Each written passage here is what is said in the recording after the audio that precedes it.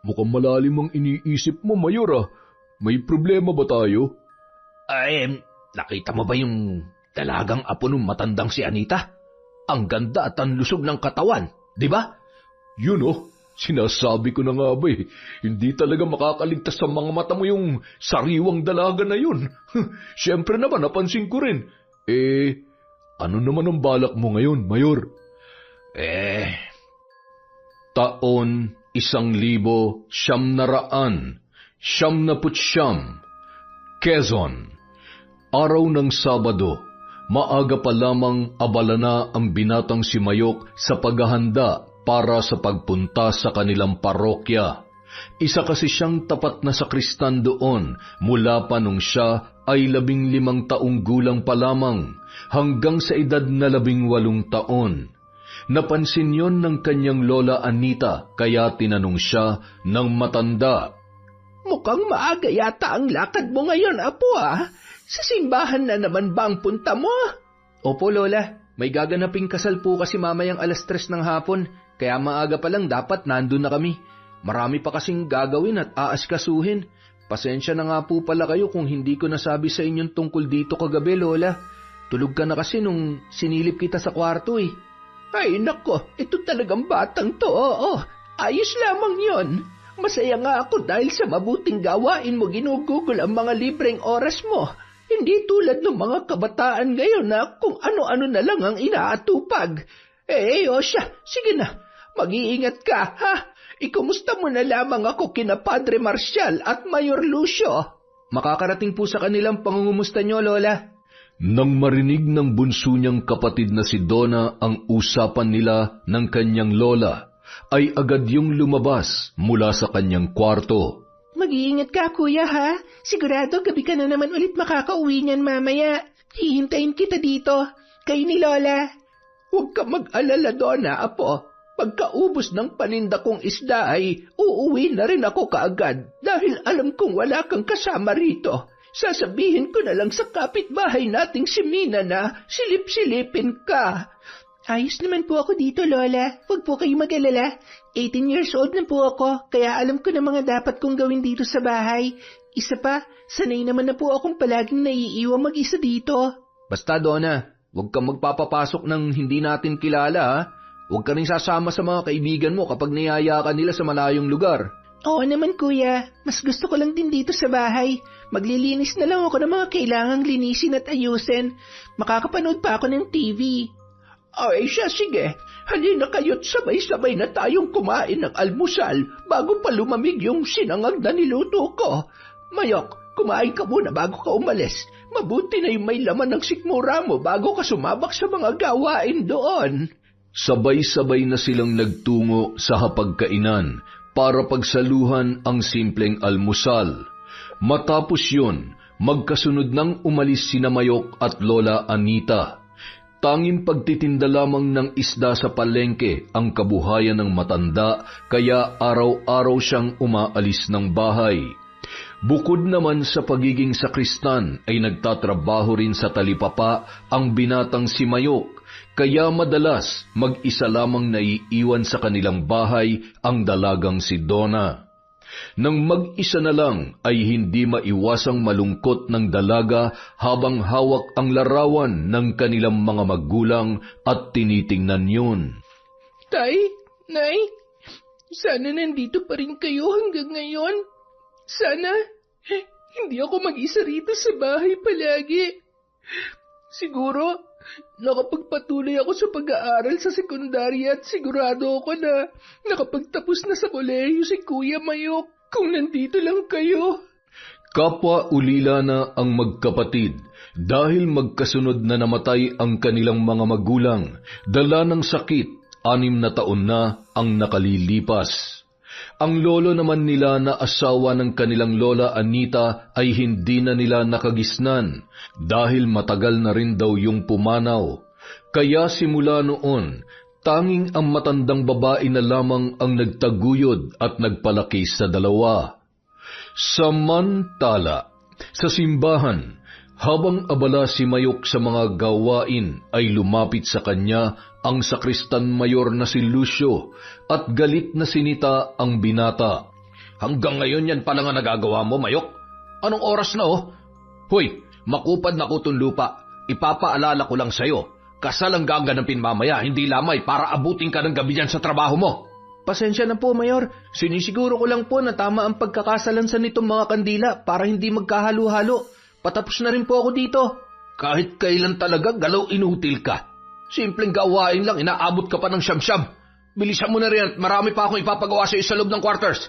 Habang nasa ganoon silang pag-uusap, sumingit naman ang lalaking katiwala ni Lucio na si Julius at gumatong pa yun sa mga sinasabi ng Mayor. Mayor, gusto yata niya ng isang gulpi de gulat para magising yung diwa. Pasalamat ka, Mayok, wala ako sa mood ngayon. Huwag mo na ngayon, Julius. Baka lalo pang hindi makakilos na maayos yung galaw-lugaw na yan kapag pinitik mo. Sa susunod na lang dahil naghahabol na tayo ng oras. At ikaw naman, Mayok, bibigyan kita ng 5 minuto para tapusin yung ginagawa mo, ha? Hihintayin ka namin sa loob ng quarters. May iutos pa ako sa iyo doon. Opo, Mayor. Susunod po ako kaagad. Tatapusin ko na po to. Mabuti kung ganon. Ala, kilos na. Matapos sabihin yun, natatawang iniwan na siya ng 2 lalaki. Walang tigil sa pagkabog ang dibdib niya nang sabihin ni Julius kanina ang tungkol sa gulpi de gulat na tinutukoy noon. Madalas kasi nakakatanggap siya ng suntok sa sikmura o kaya naman ay suntok sa magkabilang balikat kapag hindi gusto ng dalawa ang kanyang ginagawa. At kahit sanay na ang katawan niya sa ganoon, hindi pa rin niya mapigilang mangamba para sa kanyang sariling kaligtasan. Mayok, total naman ay tapos ka na dun sa pinapagawa ko sa iyo. Ngayon naman, magdilig ka ng mga halaman. Napansin ko kasi mukhang natutuyot na Sige na, madali ka, kumilos ka na. Po, pero, Mayor... Wala nang pero-pero. Gawin mo na lang yung inuutos ko. Ang dami mong reklamo dyan. Baka gusto mo ng gulpe de gulat nito si Julius. Ay, ang dali-dali lang magdilig ng halaman kinatatamaran mo pa. Oh, ano pang tinitingin-tingin mo dyan? Galaw na! Wala na lamang nagawa pa ang binata, kundi ang sundin ang inuutos ng Mayor na si Lucio. Kahit batid niya na hindi na yun sakop ng mga gawain nila. Minabuti na lamang niyang manahimik para hindi na humaba pa ang usapan. Kinagabihan, pag-uwi sa bahay. Oh, Apo, mabuti naman at dumating ka na. Bakit parang ginabi ka na yata? Huwag mong sabihin ngayon lang natapos yung seremonyas ng kasal. Kumusta, Kuya? Kumain ka na ba?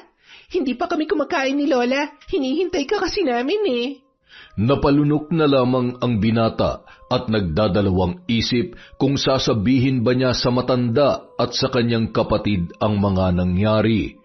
Pero napagdesisyonan na lamang niya na magsinungaling kahit labag sa kanyang kalooban. Ayos lang naman ako, Donna. Salamat.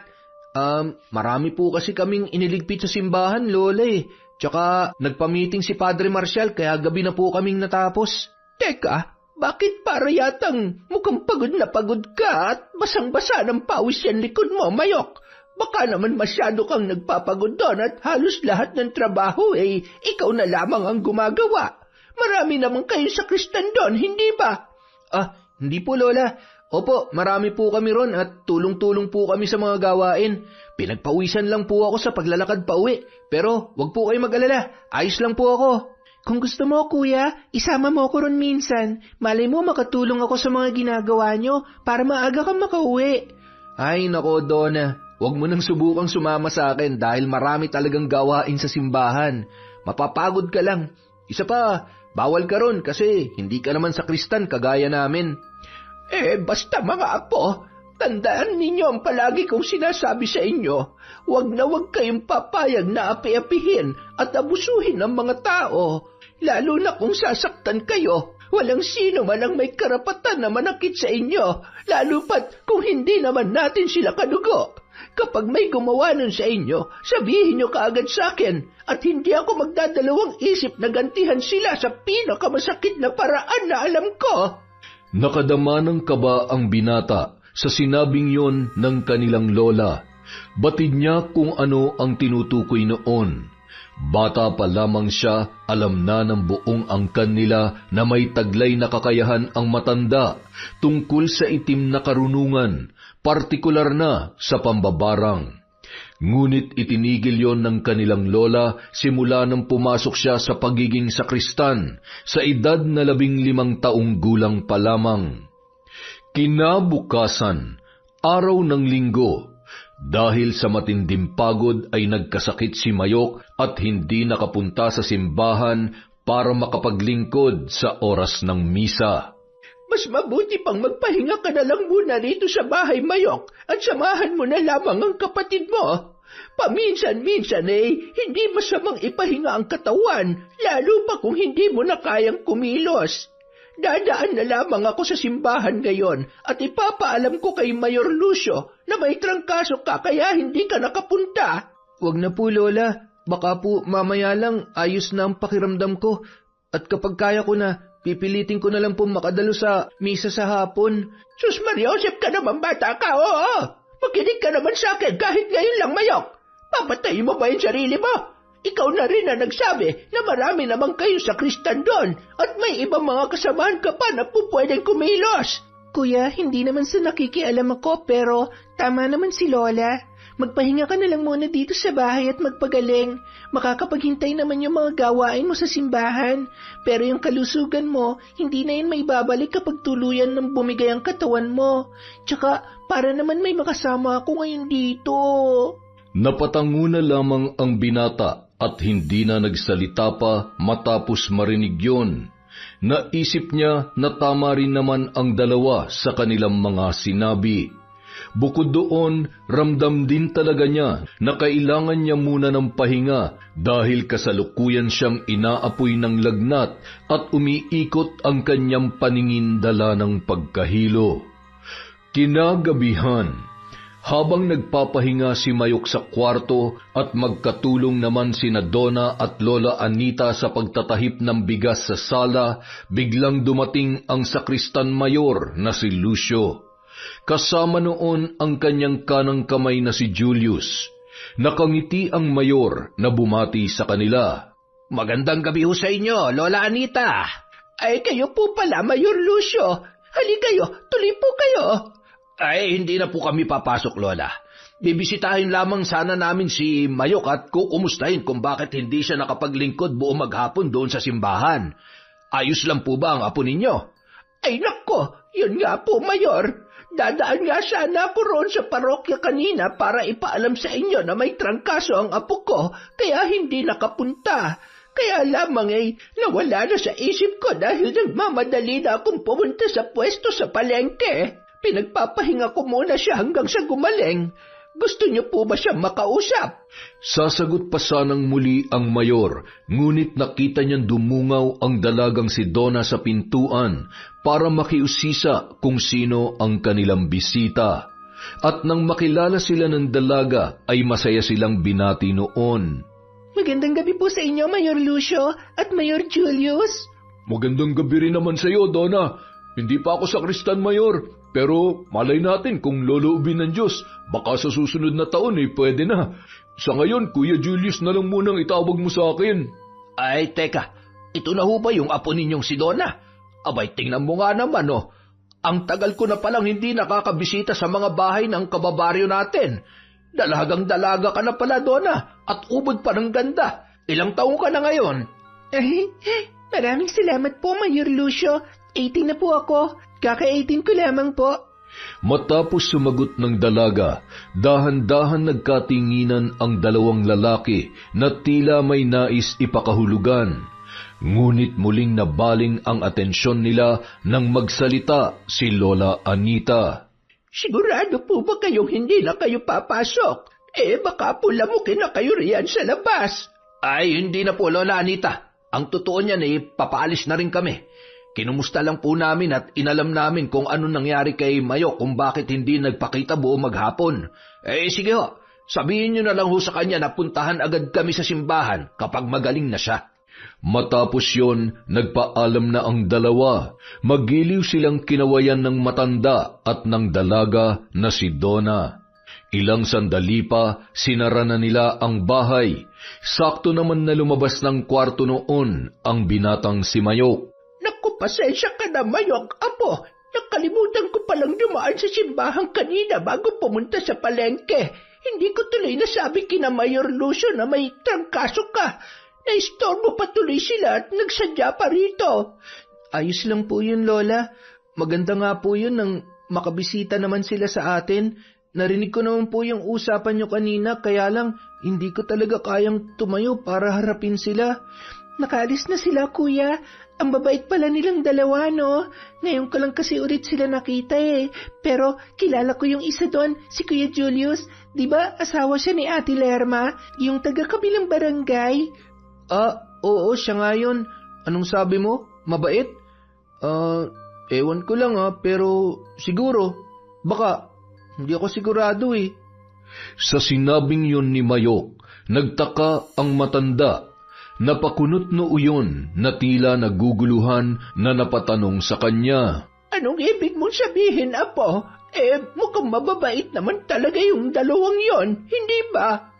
Bigla na pagtanto ng binata na hindi pala tama ang naisagot niya, kaya saglit siyang napatigil at napalunok ng sariling laway bago muling nagsalita. Wala po, Lola. Ang ibig ko pong sabihin ay mababait po talaga sila at maayos po silang makisama. Yun na lamang ang tanging naisagot niya upang hindi na mag-usisa pa ang matanda at magtanong ng kung ano-ano. Samantala, mukhang malalim ang iniisip mo, Mayor. May problema ba tayo? Nakita mo ba yung dalagang apo ng matandang si Anita?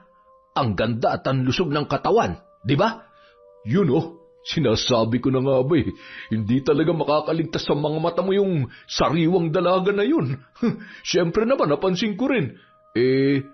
Ano naman ang balak mo ngayon, Mayor? Ako lang ba? Bakit ikaw?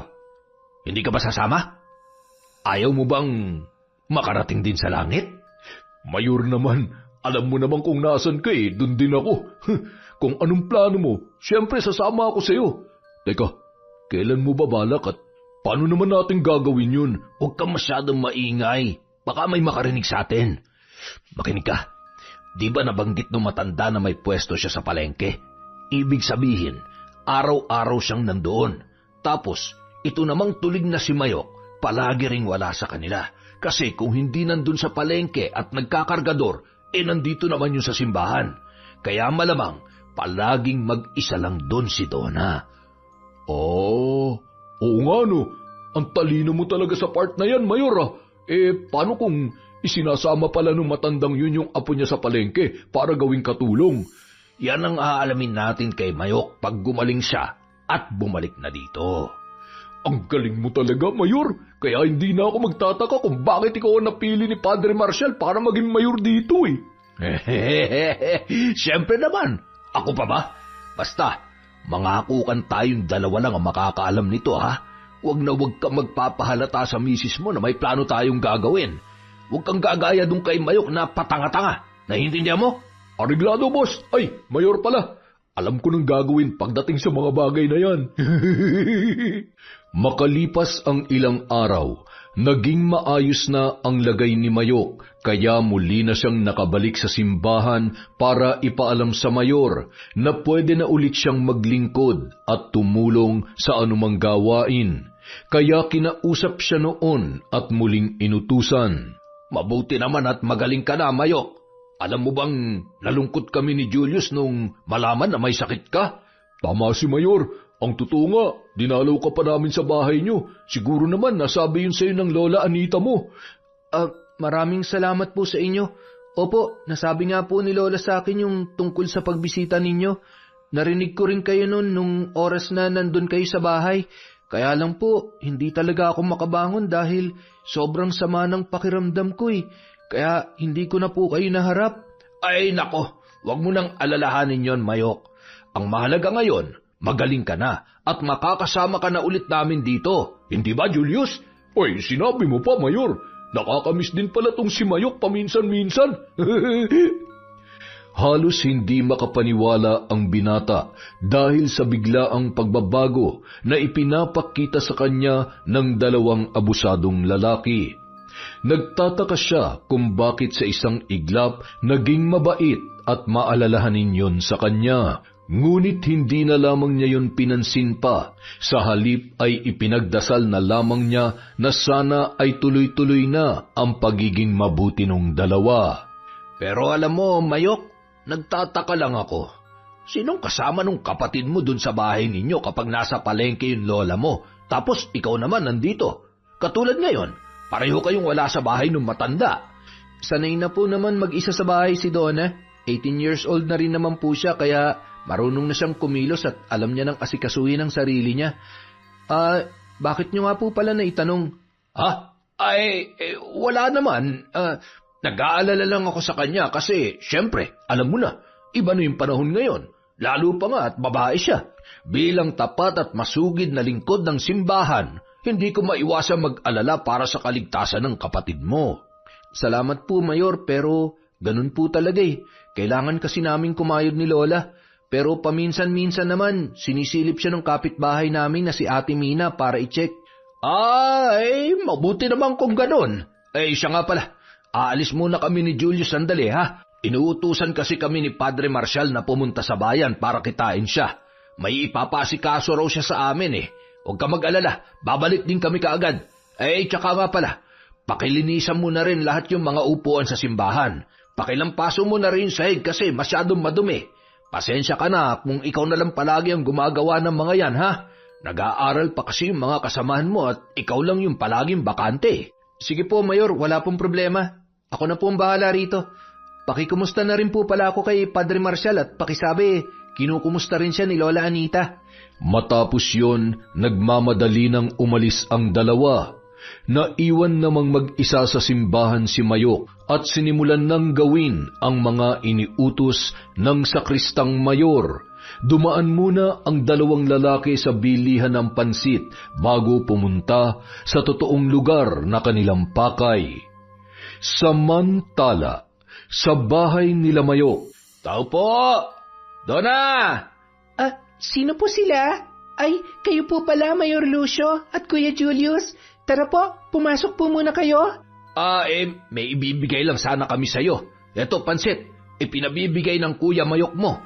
Baka raw kasi gabihin siya ng uwi mamaya eh. Teka, nasaan ang lola mo? Naku, si Kuya talaga nag-abala pa.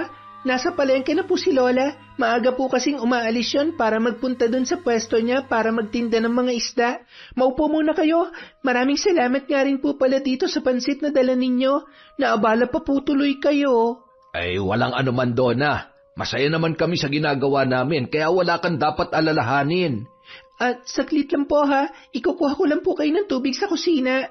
Nang tumalikod ang dalaga at akmang pupunta na sa kusina, doon na sinenyasan ni Lucio si Julius at agad namang kumilos ang kanyang alalay.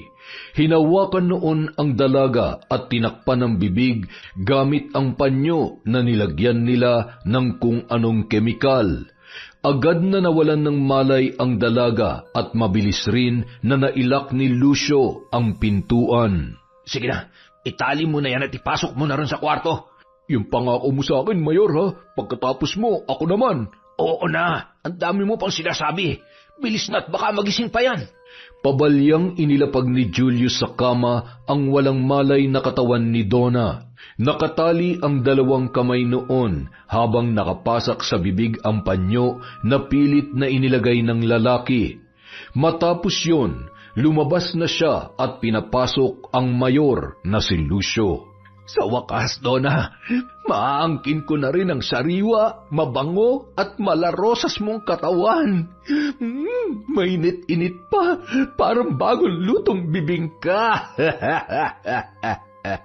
Doon malayang sinimulan ng lalaki ang kahalayan sa dalaga, habang si Julius naman na nasa sala lamang ay nagbabantay, gaya ng kanilang pinag-usapan.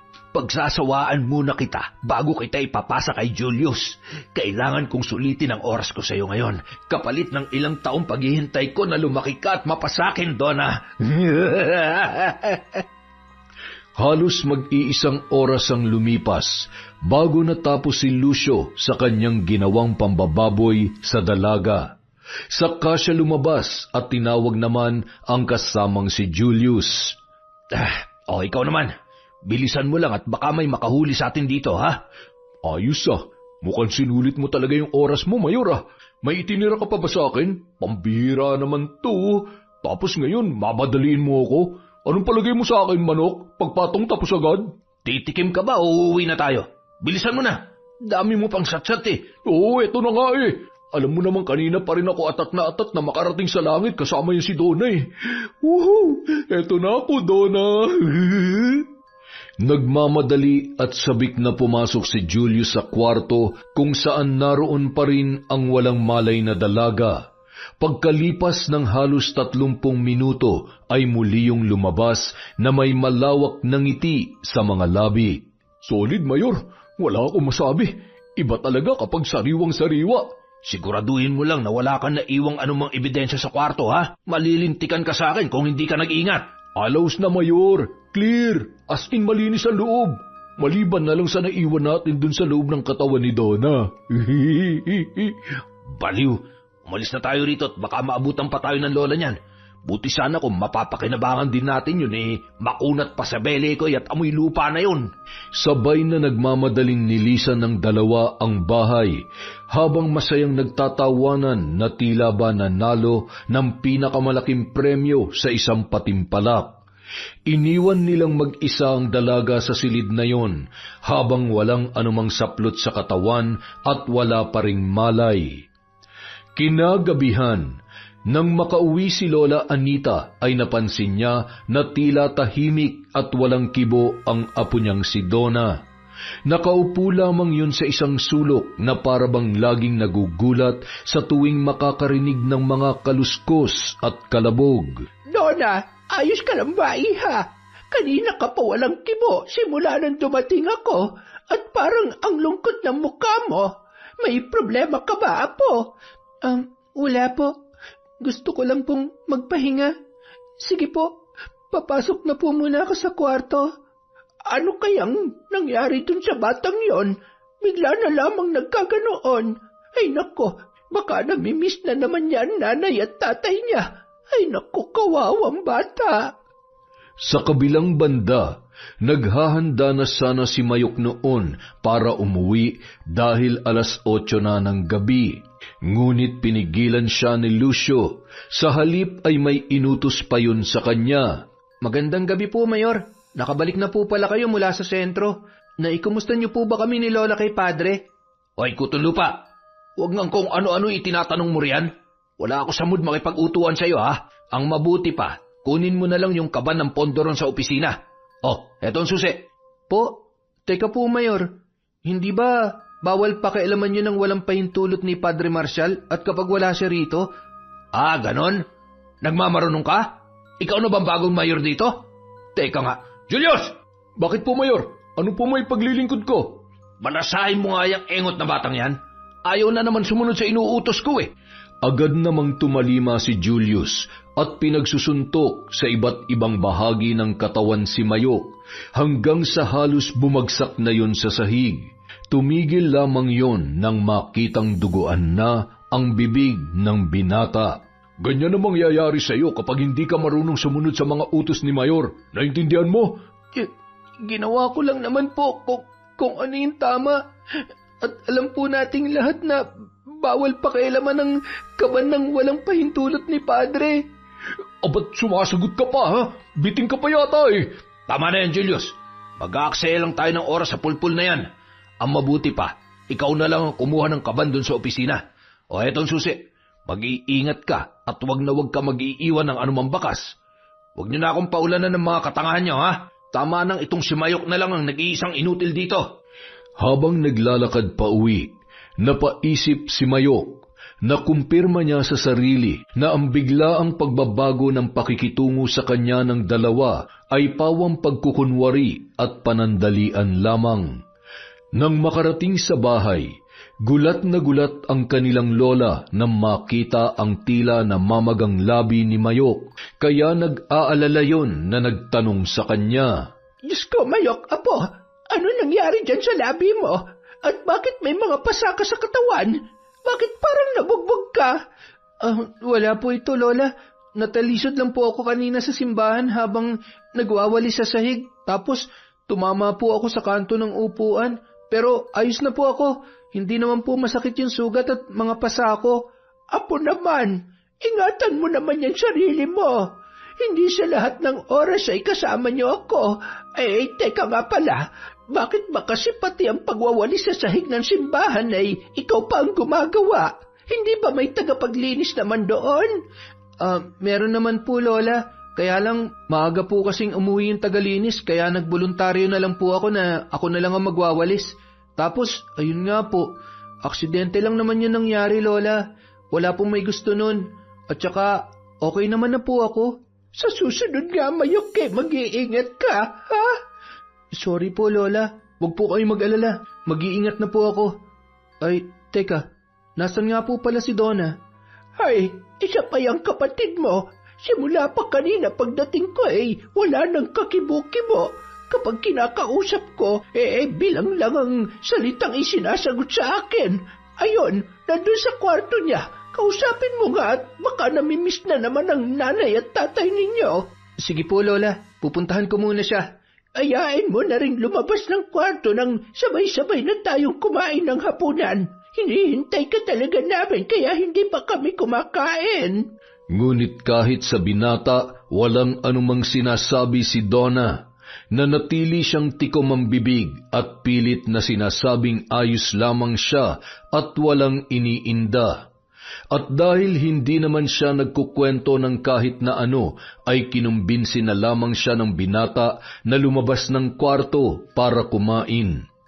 Ayaw pa sanang kumilos ng dalaga at tila ba parang may kinatatakutan yon sa labas, subalit pinilit ni Mayok na isabay siya na magtungo sa hapagkainan.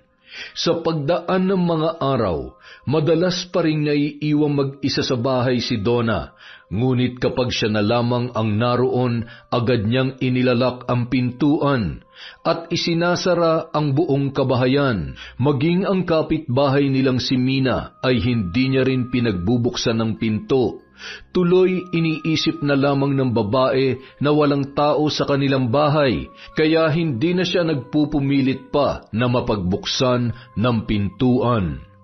Samantala, isang hapon, katatapos pa lamang ng meeting ng mga lupon ng sakristan, isa-isa nang nagpaalam ang lahat para umuwi, ngunit tinawag ni Lucio si Mayok na noon ay papaalis na rin sana. Oy, Mayok, halika nga muna rito. Hilutin mo muna itong likod ko. Sobrang napagod ako kakaupo sa opisina buong maghapon Mayor, pauwi na po kasi ako Kailangan ko na pong kausapin yung kapatid ko. Parang may dinaramdam po kasi siya nitong mga nakaraang araw. Hindi rin po siya nagsasabi kay Lola kaya baka sa akin lang siya magsalita. Nako, umaarte lang yung kapatid mong yun. O kung hindi naman, baka broken-hearted lang kasi dalaga na yun, hindi ba? Malay mo, na in love, tapos nagkaroon ng jowa, saka nag-break. Ganun lang yun. Halika na, hilutin mo na ako. O baka gusto mong ikaw ang ipahilot ko rito kay Julius. Sa takot na baka muling ipabugbog kay Julius, sumunod na lamang muli ang binata sa utos ng abusadong mayor. Bukod sa likod, ipinahilot din noon ang kanyang paa at kung saan-saang parte pa ng kanyang katawan. Hanggang sa maya-maya, pinalabas na ni Lucio si Julius. Lumabas ka nga muna sandali, Julius. Iwan mo muna kaming dalawa ni Mayok dito. Pakilak mo na rin yung pinto paglabas mo, ha? Agad naman lumabas si Julius at isinara ang pintuan. Bagamat nagtataka, hindi na lamang yun pinansin ni Mayok. Sa halip ay itinuloy pa rin niya ang ginagawang panghihilot kay Lucio para matapos na at nang siya ay makauwi na. Ito naman ang hilutin mo, Mayok. Medyo masakit din kasi yan Kasunod noon, hinawakan ng mayor ang kamay ng binata at ipinatong yun sa maselang bahagi ng kanyang katawan. Agad naman binawi ni Mayok ang kamay, ngunit mahigpit yung hinawakan ni Lucio at biglang idiniin sa parteng yun. Bakit naiilang ka? Pareho naman tayong lalaki, hindi ba? Huwag mong sabihing bakla ka. Hindi na po kasi tama itong pinapagawa niyo, Mayor. Kung tutuusin, hindi na to sakop ng tungkulin ko rito sa simbahan. Pero dahil malaki ang respeto ko sa inyo, napipilitan po akong gawin to. Ah, ganon ha? So napipilitan ka lang palang gawin at sundin ang lahat ng pinapagawa ko. Tama ba? Pwes, harapin mo si Julius. Julius, pumasok ka rito! Agad namang pumasok ang lalaking tinawag, na noon ay nakaantabay lang pala sa labas ng pintuan. Ano pong gagawin ko, Mayor? Alam mo nang gagawin sa mga hindi sumusunod sa gusto ko, Julius, di ba? Kahit ipapatay niyo pa ako, Mayor, hindi ko po susundin ang kahalayang ipinapagawa niyo sa akin. Naturingan kayong lingkod ng simbahan. Mayor ka pa naman, pero yung mga ginagawa mo gawain pang impyerno. Walang iya ka. At sino ka para pangaralan akong buwisit kang bubit kang bugok ka, ha? Matapos yun sabihin, pinagsisipa niya ang binata hanggang sa mapahandusa yon sa sahig. Kasunod, sinenyasan niya si Julius para yun naman ang magpatuloy ng ginagawa niyang pambubugbog kay Mayok. Sumunod naman ang lalaki at siya na ang nagpatuloy sa ginagawang pananakit sa binata. Tumigil lamang yon nang sawayin ni Lucio dahil nakarinig sila ng mga boses na tumatawag sa pangalan ni Julius mula sa labas. Julius, mahal? Nandiyan ka pa ba? May ginagawa ka pa ba? May lagnat kasi yung anak natin, mahal. Kailangan natin siyang dalhin sa pagamutan. Nang marinig nila ang boses ng asawa ni Julius na si Lerma, agad na lumabas ang lalaki para kausapin ang kanyang asawa. Pabulong naman na pinagsabihan ni Lucio ang nakahandusay pa rin sa sahig na si Mayok. Huwag kang maingay dyan kung ayaw mong patahimikan kita ng tuluyan. Hintayin muna natin makalis sila Julius at Lerma bago ka lumabas. Nagkakaintindihan ba tayo? Ha? Wala na lamang nagawa si Mayok kundi ang tumango. Ayaw niya nang makipagtalo pa dahil ayaw na rin niyang muling saktan pa ng lalaki sapagkat gusto niya na ring makauwi noong mga oras na yun. Gabi na nang makarating sa bahay si Mayok, kasalukuyang mahimbing na natutulog ang kanyang lola. Agad niyang pinuntahan sa kwarto nila ang kapatid na si Donna. Pagpasok niya ay madilim at nakapatay ang ilaw sa loob ng silid. Nang buksan niya yon at kumalat ang liwanag, nakita niya ang dalaga na nakaupo lamang sa isang sulok, habang nakayuko at yakap-yakap ang kanyang sarili. Donna, bakit nandyan ka? Ano nangyari? Hindi ka pa ba inaantok? Teka, kumain ka na ba? Nanatili namang walang imik ang dalaga, kaya nilapitan na lamang yon ng kanyang kuya. Dahan-dahan yung tumingin sa mukha ni Mayok nang sila ay magkatabi na habang nakaupo. Kuya, paano yung mukha mo? Bakit puro pasaka? Sila ba may gawa niyan sa'yo? Ano bang sinasabi mo? Yung tanong ko ang sagutin mo. Kumain ka na ba? At bakit hindi ka pa natutulog? Ano ba kasing ginagawa mo rito sa sulok? Kumain na kami ni Lola. Nauna na kami kasi ang tagal mong dumating eh. Inantok na lamang siya kaya nakatulog na. Sabi niya kumain ka na lang daw. May ulam pa rin sa lamesa. Hindi ako nagugutom. Mas gusto kong magpahingat. Gusto kong makausap ka. Magtapat ka nga sa akin, bunso. May problema ka ba? Nang marinig ang tanong na yun, agad na tumalikod ang dalaga paharap sa dingding ng kwarto at itinakip ang mga palad sa kanyang muka, bago muling humarap sa binata at nagsalita. Wala, kuya. Ang totoo, namimiss ko lang talaga sila nanay at tatay. Baka ikaw may problema na hindi mo sinasabi sa amin. Wala akong problema, Donna. Nag-aalala nga kami ni Lola sa'yo kasi hindi ka namin makausap na maayos nitong mga nakaraang araw. Yun pala, namimiss mo lang sila nanay at tatay. Matagal na panahon na silang wala. Nananahimik na mga kaluluwa nila kaya patahimikin mo na rin sila. Pwede ba yun, Donna? Napatango na lamang ang dalaga at muling tumingin sa muka ng kanyang kuya. Hinaplos niya yon bago mahigpit na yumakap, bago umiyak na lamang at nagsalita. Kuya, dito ka lang ha. Huwag mo akong iiwan. Huwag mo kami iiwan ni Lola. Ha? Oo naman. Bakit ko naman kayo iiwan? Hindi ako mawawala. Dito lang ako. Pangako yan. Matapos yun sabihin ng binata, ay kumalas siya sa pagkakayakap ng kapatid at tinitigan yon sa mga mata habang nakahawak sa magkabilang balikat ng dalaga. Basta mangako ka sa akin na hindi mo sasabihin kay Lolan tungkol sa nakita mong pasa sa akin ngayon, ha? Hindi niya to mahalata kung walang magpapaalala sa kanya. Nagkakaliwanagan ba tayo doon, ha? Oo, kuya. Pero ano ba kasing nangyari dyan? Wala lang to. Masyado lang akong mabilis kumilos kapag may mga ginagawa ako dun sa simbahan, kaya nababangga ako kung saan-saan. Basta wag mo na lang sasabihin kay Lola, ha? Ayaw ko rin kasi na nag-aalala siya sa akin. Nang gabing yun, nakampante na ang kalooban ni Mayok dahil kahit papaano nakikipag-usap na sa kanya ang kapatid at hindi na yun katulad nung mga nakaraang araw na hindi nagsasalita at tila palagi lamang nakatulala. Kaya naman nakatulog siya ng mahimbing ng gabing yon.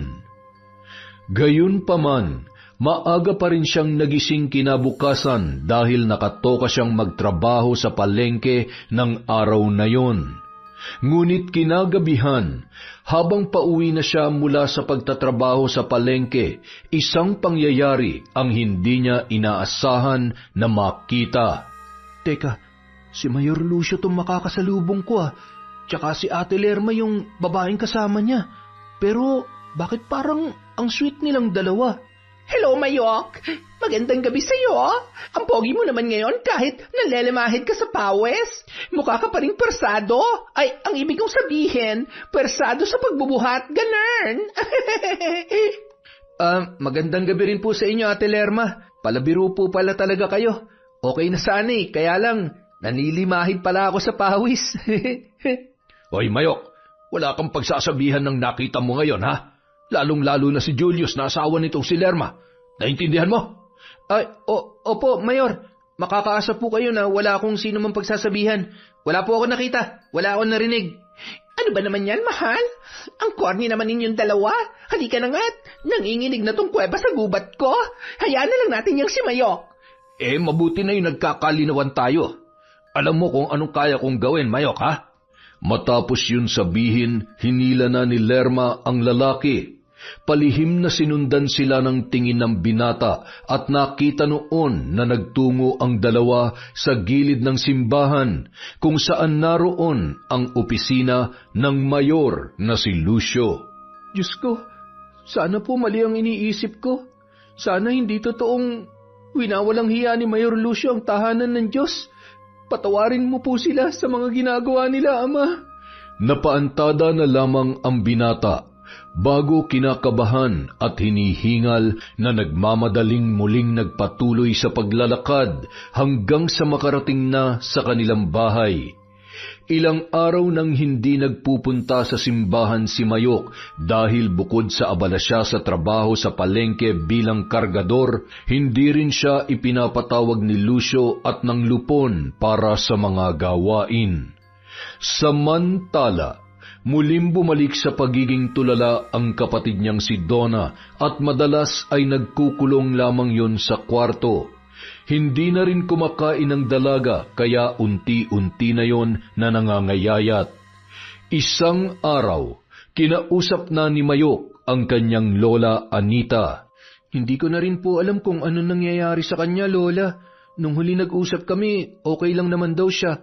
Yumakap pa nga siya sa akin at tiniyak na wala siyang problema Sana nga ay walang ibang mas malalim pang bagay ang gumugulo sa isip ng kapatid mo, Mayok. Sana rin ay walang sinumang taong sangkot at may kinalaman sa nangyayari sa kanya ngayon.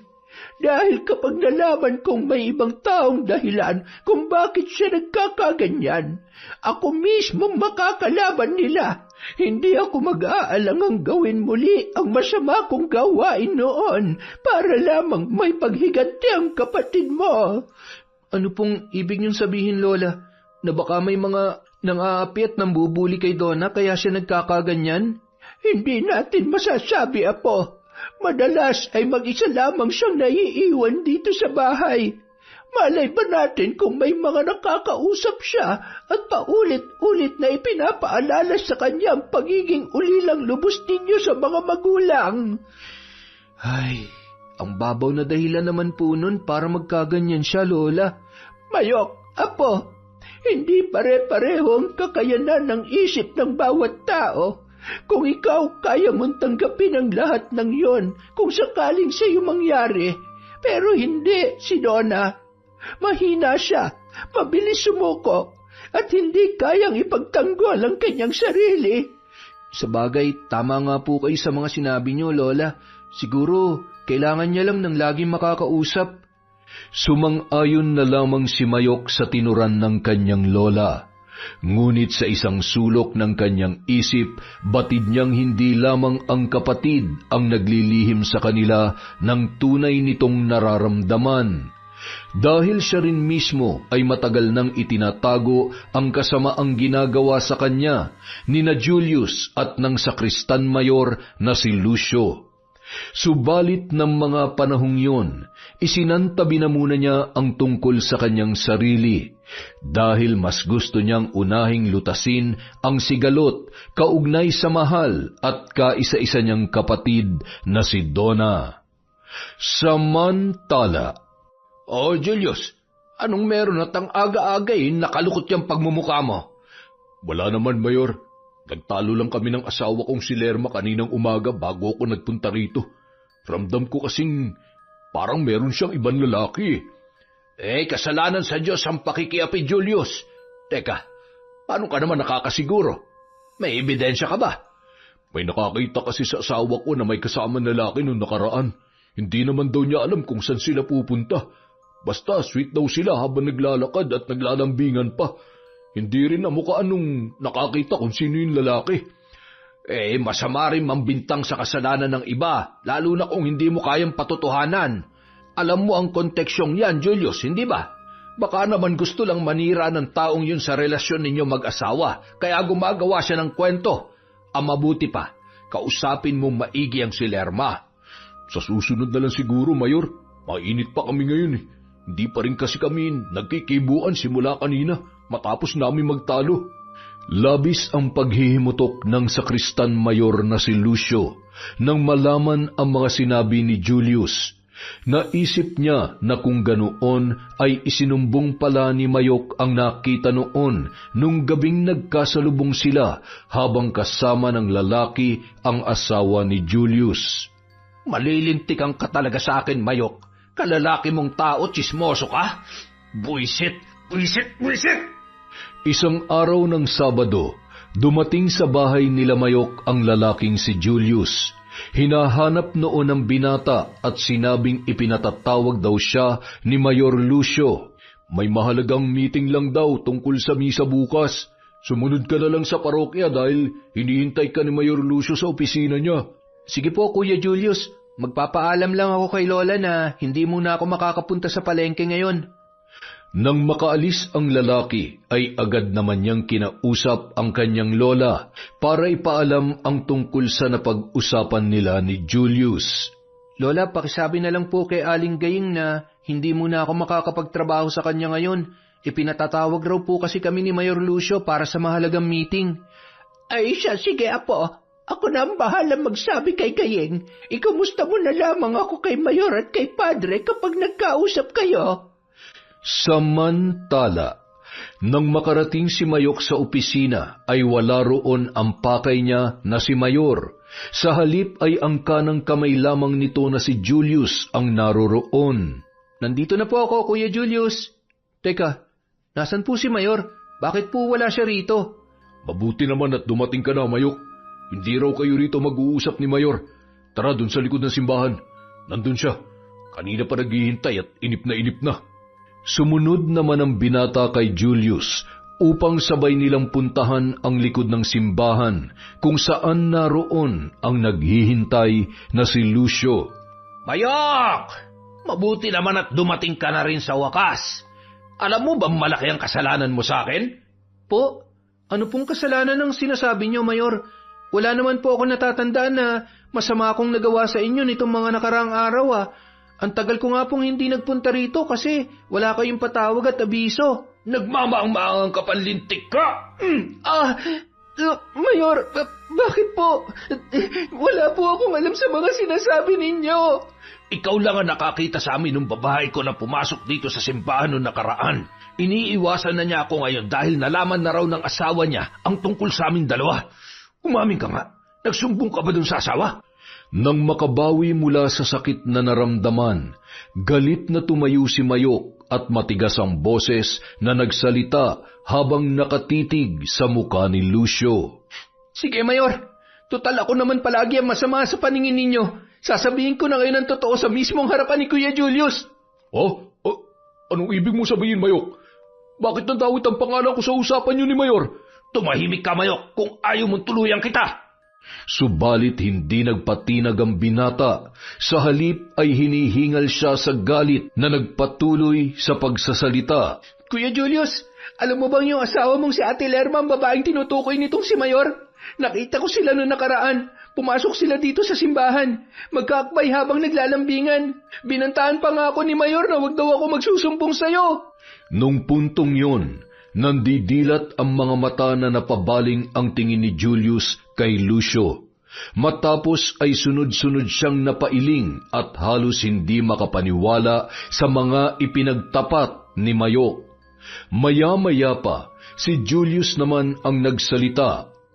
Kung ganon, totoo pala yung sumbong sa akin ng kapitbahay namin na nakita niyang asawa ko na may kasamang lalaki. At ikaw ang lalaking yon, Mayor. Paano mo nagawa sa akin to? Naging tapat naman ako sa iyo pero bakit hindi ka naging patas sa akin? Kinain ka na ng posisyon at karapatan mo bilang mayor. Hindi ka na tao. Ang OA mo naman, Julius. Anong magagawa ko? Ginusto rin naman ang asawa mo na kumabit sa akin. Kasalanan ko ba kung mas masarap ako kaysa sayo? Ang sabi pa nga ni Lerma nagsasawa na raw siya sayo kasi amoy sugat yung hininga mo at ang baho ng katawan mo. Sapat na siguro yung mahabang taon na pagiging sunod-sunuran ko sa iyo. Huwad na tagapaglingkod ng simbahan. Ito na ang huling pagkakataon na magkikita tayo dahil magbibitiw na ako sa tungkulin ko.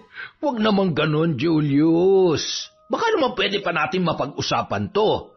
Pero kung yun na talaga ang desisyon mo, di sige. Palalayain na kita. Baka nga ito nang huli natin pagkikita.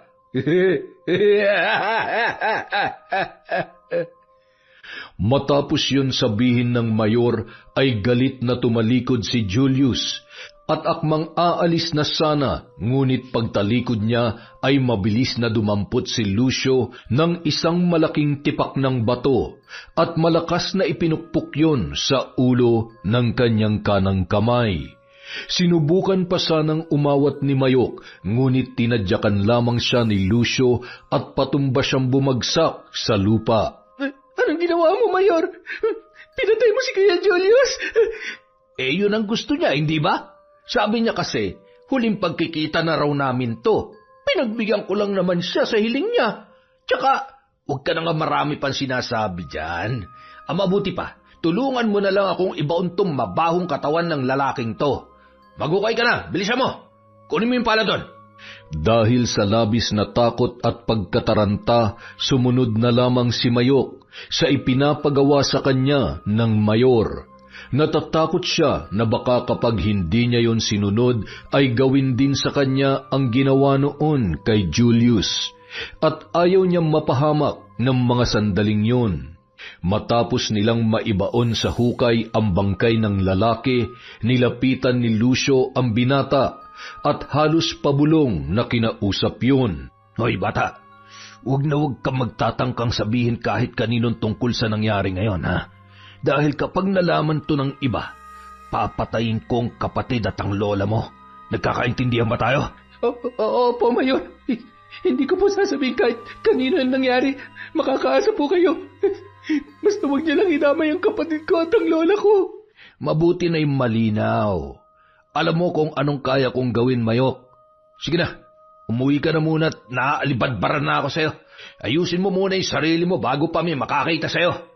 Pagka-uwi ni Mayok sa bahay, wala na roon ang kanilang lola.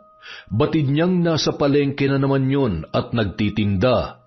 Naabutan niya naman ang kapatid na nakatulala habang nakatanaw sa labas ng bintana at blanko lamang ang ekspresyon ng muka. Nilapitan niya yun at kinausap. Donna, kumain ka na ba? Pasensya ka na kung ngayon lang ako nakabalik ha. Napahaba kasi yung meeting namin dahil marami kaming pinag-usapan. Nanatili lamang na walang kibo ang dalaga at hindi siya nun tinitingnan. Maya-maya pa, dahan-dahang umago sa pisngi noon ang masaganang luha mula sa kanyang mga mata. Donna, ayos ka lang ba talaga? Ano ba kasing problema mo? Hindi ka na kumakain, halos hindi ka na rin natutulog, ayaw mo rin makipag-usap sa amin. Paano ka namin matutulungan sa problema mo kung ganyan ka? Ngunit wala pa rin siyang anumang nakuhang sagot mula sa kanyang kapatid. Sa halip, nagtungo lamang yon sa kama at nagtalakbong ng kumot. Wala na lamang siyang nagawa noon kung hindi ang mapailing bago mahinahon na muling nagsalita. Sige, hahayaan na muna kita ngayon kung hindi ka pa handang pag-usapan ng problema mo. Pero kapag gusto mo nang ilabas lahat yan, tandaan mo, nandito lang kami palagi ni Lola. Handa kang pakinggan, handa kang unawain, at handang tanggapin ang lahat ng sasabihin mo, kahit na ano pa yan.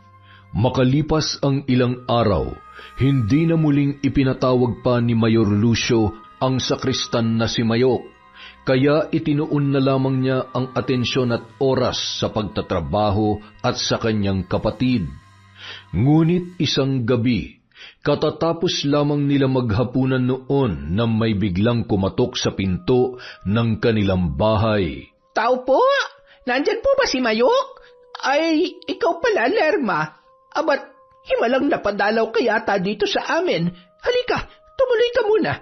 Agad namang pumasok ang babae, habang bakas sa muka ang labis na lungkot at pag-aalala. Ate Lerma, hinahanap niyo daw po ako. Ay, mabuti naman at nandito ka, Mayok. Akala ko kasi ay nasa simbahan ka ngayon.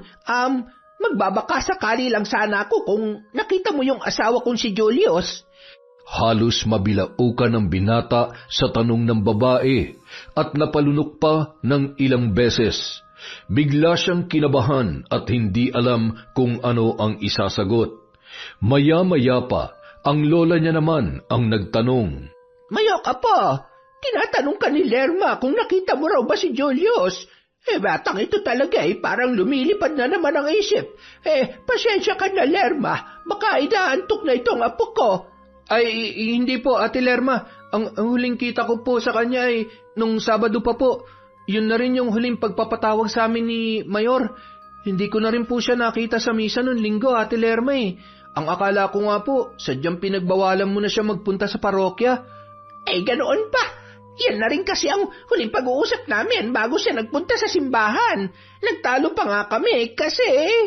Saglit na natigilan ng babae at tila pinag-iisipan ang sasabihin bago muling nagpatuloy sa pagsasalita. Basta ganon. Nasaan na kaya ang lalaking yun? Nag-alala na kasi ako sa kanya. Hindi niya ugali na hindi umuwi ng ilang araw sa bahay kahit nagtatalo kami at nagkakaroon ng hindi pagkakaunawaan. Hindi po kaya baka nagpunta lang sa mga kamag-anak ninyo o kaya naman baka nagpapalipas lang ng sama ng loob. Mukhang ilang araw na nawawala ang asawa mo, Lerma. Ano kaya kung magpatulong ka na kay Kapitan para hanapin sa bawat baryo si Julius? Ginawa nga ng babae ang iminungkahi ng matandang si Lola Anita. Kasama si Mayok, nagpasama sila sa kapitan ng barangay para hanapin ang nawawala niyang asawa. At gaya ng inaasahan, una nilang pinuntahan ang simbahan para kausapin ang sakristan mayor na si Lucio. Batid kasi nila na doon lamang yon madalas maglagi. Magandang araw po, Mayor Lucio. Kasama po namin ngayon ang asawa ni Julius na si Lerma. Ilang araw na po kasing nawawala yung asawa niya. Dito lang naman daw yun madalas na nagpupunta kapag wala sa kanilang bahay. Kailan po siya huling nagawi rito? Ay, kayo po pala, Kapitan Dolfo. Magandang araw din po. Oo, madalas nga nandito si Julius kasi dito na niya halos inuubos ang oras niya sa buong maghapon. Sa pagkakatanda ko, ang huling punta niya rito ay nung Sabado pa. Naikwento rin nga niya sa akin na nagtalo raw sila nitong si Lerma bago siya umalis ng bahay. Hindi kaya nagtampo na yun sa'yo, Lerma, at naglayas na? Hindi ugali ng asawa ko na maglayas si Lucio. Mayor Lucio. Nang tingnan ni Mayok ang muka ni Lucio, nakita niya na masama ang tingin noon sa kanya at tila ba nagsasabi na wag siyang magsasalita kahit ano pa ang mangyari. Kaya napayuko na lamang ang binata. Ilang sandali pa, muling nagsalita ang sakristan mayor. Ay, pasensya na kayo dahil yun lamang ang impormasyon na kaya kong maibigay. Hindi na nagpakita ulit si Julius dito matapos ang araw ng Sabado. Ang akala ko nga ay nagpapalamig lang dito sa misis niya, kaya hinayaan ko na muna. Hindi ko alam na ilang araw na pala nawawala. Ay nako, kawawa naman ang Julius na yon. Ay sige po, Mayor, mauna na po kami. Maraming salamat po sa pagsagot sa aming mga katanungan. Dahil wala silang anumang nakalap na impormasyon mula kay Lucio, laglag ang mga balikat na sila ay umuwi na lamang. Samantala, si Mayok naman ay halos gusto nang magsalita at sabihin ang katotohanan ng mga oras na yun. Subalit nag-aalala siya na baka malagay sa alanganin ang kanyang lola at kapatid. Labis ang pagkainis niya kay Mayor Lucio dahil parabang inosenteng-inosente yun kung makaasta at parabang walang kaalam-alam sa mga nangyari. Kinabukasan, Magulong-magulo na talaga ang baryo natin ngayon dahil sa biglaang pagkawala ni Julius nang wala man lamang paalam. Iba-iba ang opinyon ng mga tao. Bakit po, Lola? Paano niyo po nasabing iba-iba ang opinyon nila? Matunog ang usap-usapan sa palengke na baka raw pinatay na ni Lerma ang asawa niya dahil madalas pala sila magtalo nitong mga nakaraang araw. May nakapagsabi rin na nalalaki raw ang babaeng yon at ang nakakagulat pa sa lahat, yung balita na si Mayor Lucio raw ang kinakalantari nitong si Lerma. Ay mahabaging Diyos, ano na ba nangyayari dito sa lugar namin? sa puntong yon, hindi na nakatiis pa ang binata at tila ba napuno na siya sa mga bagay na gumugulo sa kanyang isipan. Kaya naman isiniwalat niya na ang lahat sa matanda. Lola, patawad po kung ngayon ko lang sasabihin ang katotohanan. Patawarin niyo po ako kung nagawa kong maglihim. Pinagbantaan kasi niya ako. Tinakot niya ako. Sabi niya, papatayin niya kayo ni Donna sakaling magsumbong ako at sabihin kahit kanino ang buong katotohanan. Patawad po, Lola. Napakunot noon naman ang matanda bago matamang tumitig sa mga mata ng kanyang apo. Maya-maya niyaya niya na yung umupo at sinabing magpatuloy sa pagkukwento. Anong ibig mong sabihin, Mayok? Sige, magsalita ka. Hindi magagalit si Lola. Sabihin mo ang lahat ng iyong nalalaman at ipinapangako ko na makikinig ako sa iyo. Doon nagsimula ng isiniwalat ng binata ang lahat-lahat. Isang gabi po, nakasalubong ko si Ate Lerma at si Mayor Lucio na magkasama. Masaya sila habang naglalambingan, tapos pumasok po sila dun sa simbahan. Pero ang totoo, bukod sa akin, may iba pa palang nakakita sa kanila. Yun po yung kapitbahay nila, Lola. At yun din na nagsumbong kay Kuya Julius tungkol sa pagtataksil na ginagawa ng asawa niya. Diyos ko po, Apo. Totoo bang lahat ng yan? Hindi na muna sinagot ni Mayok ang tanong na yon ng matanda. Sa halip ay nagpatuloy na lamang siya sa pagsasalaysay. Nung araw na ipinatawag ako ni Mayor Lucio kay Kuya Julius, hindi po totoo na nag-meeting kami nun. Ang totoo po, ipinatawag niya lang ako para saktan at bugbugin. Inakala kasi niya na ako ang nagsumbong kay Kuya Julius na magkalaguyo sila ng asawa niya. Tsaka hindi po si Ate Lerma ang pumatay kay Kuya Julius. Alam ko po ang lahat. Alam ko po ang buong kwento. Dahil si Mayor Lucio po mismo ang pumatay kay Kuya Julius sa harapan ko. Gusto na magbitaw ni Kuya Julius noon bilang lingkod ng simbahan. Pero pinukpok siya ni Mayor Lucio ng malaking bato sa ulo hanggang sa mamatay po siya. Tapos inilibing namin yung bangkay niya dun sa likod ng simbahan, Lola. Katulong ako sa pagbabaon ng katawan ni Kuya Julius. Wala po ako magawa. Takot na takot ako nun, Lola. Natakot ako sa pagbabanta ni Mayor Lucio. Sabi niya, pag nagsumbong ako sa ginawa niya, papatayin daw niya kayo ni Donna pag nagsalita ako. At dahil po sa sobrang takot ko, pinili ko na lamang manahimik.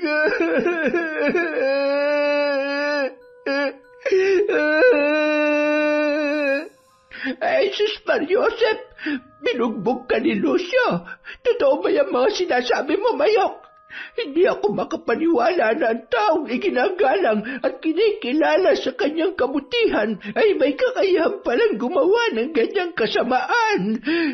Kaya ko pong patunayan ang lahat ng sinasabi ko, Lola. Bukod pa ron, may mga gusto pa po akong aminin sa inyo.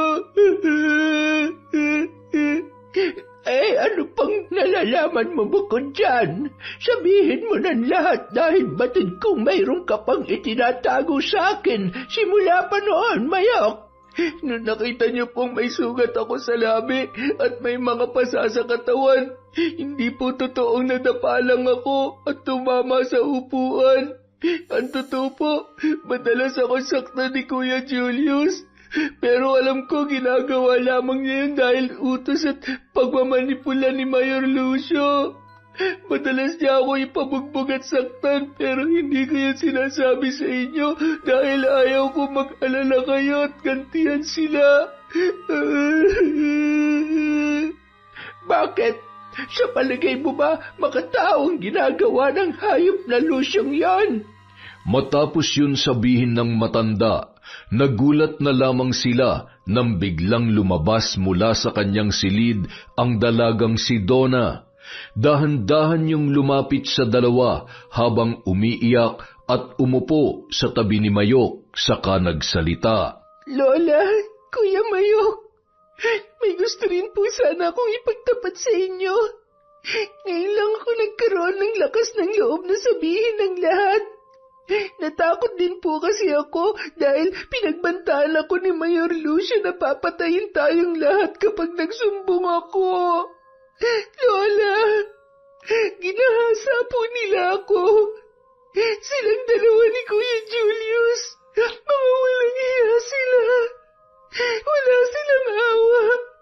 Wala akong kalaban-laban ng ginawa nila yun sa akin dahil tinakpan nila ng panyo yung bibig ko at yung ilong ko hanggang sa nawalan na po ako ng malay. Tapos pagising ko, wala na sila. Tapos na nilang gawin yung kababuyan nila sa akin. Mga hayop sila. Sinisiguro ko na magbabayad ang mga taong gumawa sa inyo ng lahat ng kalapastangan ang hindi nyo dapat nararanasan. Karapat-dapat rin lang ang nangyari kay Julius, pero hindi pa kami tapos ng demonyong Lucio na yan. Ako maninigil at tatapos sa buhay niya sa pinakamasakit na paraan na hindi niya makakalimutan kahit siya ay nasa impyerno na. Walang kapatawaran ang ginawa nila sa iyo, Donna. Ngayon pa lang, nasusunog at nabubulok na ang mga kaluluwa nila sa dagat ng apoy. Lalo na yung hayop na Lucio na yon. Umiiyak na nagyakapan ng tatlo habang punong-puno ng galit, paghinagpis at labis na puot. Sa pagkakataong yun, buo na sa isip ng matanda ang kanyang gagawin. Kinuha niya ang hugis parisukat at kulay itim na kahon mula sa kanyang aparador na matagal niya nang itinago. Binuksan niya yun at tumambad sa magkapatid ang iba't ibang kagamitan na hindi pamilyar sa kanila. Kabulukan! Kamatayan! At sanlaksang pagdurusa ang igagawad ko sa iyo, Lucio, para sa lahat ng kasamaang ginawa mo sa aking mga apo. Nanatiling magkayakap ang dalawa habang tahimik na pinapanood ang kanilang lola. Maya-maya pa, ang matanda na mismo ang kumilos para isara ang mga pintuan at bintana. Matapos yon, muli siyang umupo sa harap ng nasabing kahon at nagsimulang mag-orasyon habang nakapikit. Kuya, anong ginagawa ni Lola? Bakit niya isinasara ang buong bahay? Psst! Huwag ka maingay. Panoorin na lang natin ang mga gagawin niya. Yan lang ang tanging paraan para makapaghiganti tayo kay Lucio. Magpasalamat na lang si Kuya Julius dahil hindi na niya mararanasan ang ganti ni Lola. Anong tawag dyan sa ginagawang yan ni Lola, Kuya? Barang o pambabarang ang tawag dyan. Bata pa lang ako, alam ko na noon na may kakayahan si Lola tungkol sa ganyan. Pero ginagawa lamang niya yan sa tuwing may nananakit o may nang aagrabyado sa pamilya natin. Matagal niya nang itinigil ang pambabarang simula pa nung pumasok ako sa pagiging sakristan. Pero dahil marami pa rin ang masasamang tao sa ngayon, kaya wala siyang ibang pagpipilian kung hindi ang isagawang muli ang itim na karunungan para makaganti. Habang nag-uusap ang dalawa, bigla na lamang umihip ang malakas na hangin sa loob ng bahay. Gumalaw ang mga kasangkapan at nagliparan ang iba't ibang kagamitan. Kasabay noon, narinig nila ang mga daing ng mga boses na parang kaluluwa sa ilalim ng lupa. Mga tinig na tila humihingi ng tulong. Nakita nilang itinaas ng matanda ang dalawang kamay. Sa kabila ay hawak noon ang kulay itim na manika na may hindi maipaliwanag na itsura ng muka.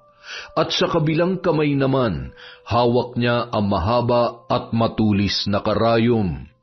Ilang saglit pa, nakita nila na itinusok ng kanilang lola ang karayom sa mata ng manika.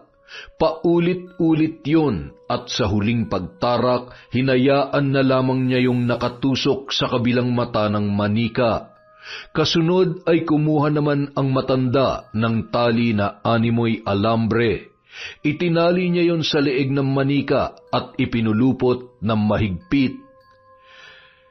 Samantala, sa bahay naman ni Lucio, ilang araw na siyang hindi nakakapunta sa simbahan para maglingkod dahil sa sunod-sunod na pagkakasakit. Sinubukan na siyang dalhin ng kapatid na si Bayong sa doktor, ngunit wala namang anumang nakitang sakit ang lalaki. Sa halip ay niresetahan lamang siya ng gamot at pinauwi. At ng araw din yon, may mas malala pang nangyari kay Lucio. Aray, sobrang sakit ng ulo ko. Bayong, ikuha mo ako ng gamot. Bilis! Kuya Lucio, kakainom mo pa lang ng gamot kanina. Tsaka parang hindi naman tumatalab ang lahat ng gamot na inireseta sa'yo ng doktor. Nagpatuloy sa paghawak sa kanyang ulo si Lucio dahil sa sobrang sakit noon. Maya-maya pa humiga na siya sa sahig at walang tigil na inuntog ang sarili habang mahigpit pa rin ang pagkakahawak sa magkabila niyang sentido. At sa hindi malamang dahilan, bigla na lamang lumuwa ang kanyang mga mata. Kuya Lucio, ano nangyayari sa'yo? Bakit lumabas yung mga mata mo? Tsaka, teka, bakit parang may mga sugat yung leeg mo? May dugo at nana na lumalabas sa mga sugat. Ano ba nangyayari, kuya? Hindi ko alam, Bayong. Tumawag ka na lang ng doktor. Bilisan mo! Sa puntong yon, sa leeg naman nakahawak ang lalaki na parabang may sumasakal sa kanya. Naninigas na ang buo niyang katawan dahil sa halos hindi na siya makahinga, dulot ng kung anong mahigpit na nakapulupot sa kanyang leeg. Ang mata ko! Ano nangyari sa mga mata ko? Ang sakit na leg ko! Tulungan niyo ako! Samantala, muli may kinuha ang matandang si Lola Anita mula sa kahon. Isang luma at kulay itim na gunting at itinusok ang talim noon sa bibig ng manika. Kasunod ay kinuha niya naman ang isang malaking garapon sa loob ng kahon. Naglalaman yon ng iba't ibang uri ng insekto na tila matagal nang naroon. Inalis niya ang takip at saka muling umusal ng mga orasyon. Ipinasok niya sa loob ng naturang garapon ng manika at saka muli yung tinakpan. Sa bisa ng itim na sumpa at masasamang nilalang sa kadiliman, ginagawad ko sa iyo ang kamatayang ikaw lamang ang magdaranas sa buong sansinukuan. Mamamatay ka sa mga kamay ko, Lucio. Hindi ako papayag na magpapatuloy ang iyong kasamaan. Isa kang alagad ng Diyos sa lupa, ngunit kampon ng dyablo sa kabilang buhay. Yun ang galit na usal ng matanda, habang hawak ng dalawa niyang kamay ang garapon na nakataas. Naglalaman yun ng kuliglig, bubuyog, alakdan at ipis na tila nagkakagulo at gutom na gutom. Samantala, Kuya, bakit may mga ipis na lumalabas sa tenga mo? Tsaka ano yung... mga alakdan! May mga alakdan na lumalabas sa ilong mo, kuya! Ano ba talaga nangyayari sa'yo? Naku po, Diyos ko! Magsasalita pa sana noon si Lucio, ngunit parang biglang may kung anong malakas na puwersa ang kumukontrol sa kanya para ibuka ang kanyang bibig. Mula roon, kusang lumabas ang mahaba niyang dila. Matapos ay bigla niya yung kinagat na naging dahilan kaya naputol yon. Agad na bumulwak ang dugo mula roon at halos hindi na alam ni Bayong kung ano ang kanyang gagawin. Kuya, malakas ang kutob ko na binabarang ka ng kung sinong tao. Magdasal ka ng taimtim at humingi ka na ng tawad sa Diyos para sa lahat na nagawa mong kasalanan. Hindi pa man natatapos ang mga sinasabi ni Bayong, nakita niyang mas lumaki pa ang pagkakabuka ng bibig ni Lucio, na tila ba may pumupunit nito. At mula roon, mayroong lumabas na kulay itim na buhangin. Humalo yon sa dugo at nana sa kanyang leeg.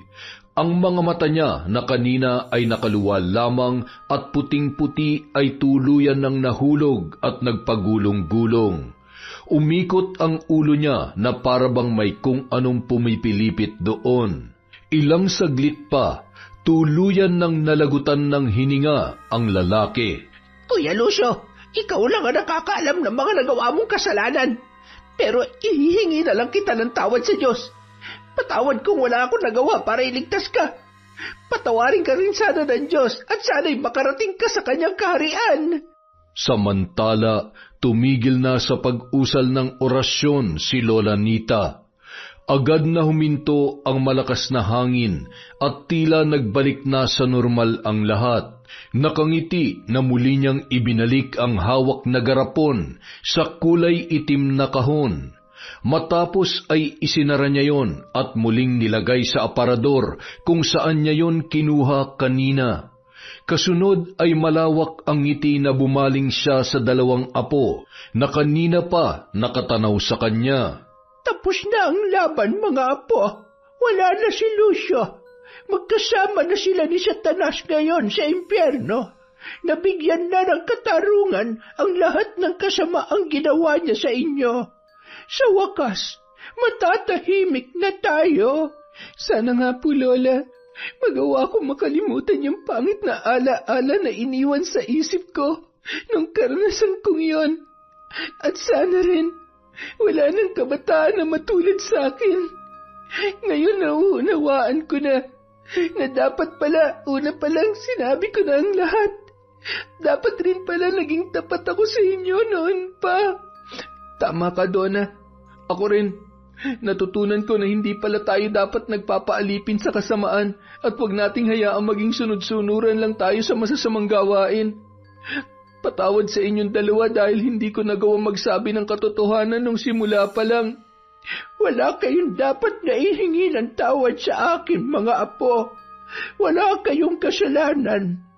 Biktima lamang kayo ng pananakot, pagbabanta at pagmamanipula ng mga taong mapagbalat kayo. Mga taong nagtatago sa maganda at kaaya-ayang anyo, ngunit kampon naman ng demonyo. Simula ngayon, magkakaroon na ng lubos na katahimikan ang mga puso at isip ng bawat isa sa atin. Simula noon, naging maayos at tahimik na ang kanilang pamumuhay. Wala na rin silang naging balita pa kay Lerma.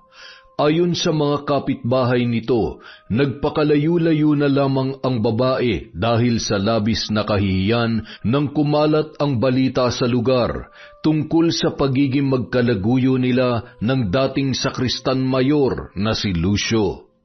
Sa kabilang banda, kahit hindi naging madali para kay Donna nakalimutan ang madilim na karanasan, pinilit niya yung talikuran sa tulong ng kanyang kuya Mayok at ng lola Anita.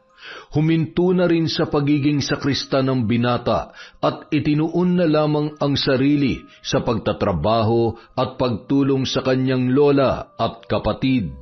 Dahil birthday ko bukas, maghahanda ako at ako magluluto ng pagkain. Sus, Kuya Mayok, ibibida mo na naman yung adobong baboy mo na mas marami pa yung suka kaysa toyo. Tapos yung pansit bihon mo maputla, tsaka yung biko na ubod ng tabang at walang lasa. Aray ko naman, grabe ka ah. Kanino ba naman ako magmamana? Eh di kay Lola. Oy, walang yung mga batang tuwa. Indinamay pa ako sa kalokohan ninyo. Matanda ka na pala, Mayok. 23 ka na bukas, ano? Lola naman, anong 23? 23? Saka hindi pa ako matanda, no? Kayo lang kaya yung matanda dito. Ewan ko sa'yo, kuya, pero sa totoo lang, magpasalamat tayo kapag inabot din natin yung edad ni Lola, kasi... Ibig sabihin, hindi tayo namatay ng maaga. Nagkatawanan na lamang ang tatlo habang masayang naghahanda ng kanilang hapunan. Yon! Isa na namang malupit na kwento mula sa kwentong Enteng. Pasensya na po muna kayo mga ka-Enteng, wala po muna tayong shoutout. Kailangan lang lumuwas ni Enteng sa Maynila kasi meron po tayong kaibigan. Malapit na kaibigan na sobra na kapatid na akong ituring na pumanaw. Maraming salamat po mula sa kwentong Enteng.